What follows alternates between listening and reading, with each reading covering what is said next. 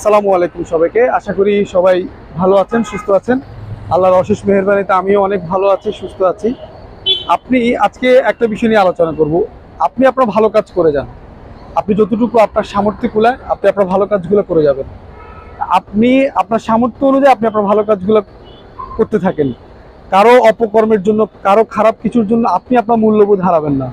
আপনি যতটুকু ভালো কাজ করবেন আপনি ততটুকুই ফেরত পাবেন এবং সৃষ্টিকর্তা আপনাকে ততটুকুই ফেরত দিবে। সো কারো অপকর্মের জন্য, কারো খারাপ আচরণের জন্য আপনি আপনার মূল্যবোধগুলো কখনো হারাবেন না। মানে আপনি আপনি আপনার কাজটা কখনো থামাবেন না এবং আপনি আপনার ভালো কাজের জন্য কখনো আশাহত হবেন না। আপনাকে আপনার ভালো কাজগুলো চালিয়ে যেতে হবে এবং আপনি চেষ্টা করবেন আপনার কথা এবং আপনার পরামর্শ দিয়ে মানুষকে সহযোগিতা করার জন্য। আপনি আপনার পরামর্শ, একটা ভালো পরামর্শ হয়তোবা কারো জীবন পরিবর্তন হয়ে যেতে পারে এবং একটা ভালো কাজের জন্য হয়তোবা দেখবেন সে অনেক খুশি হতে পারে।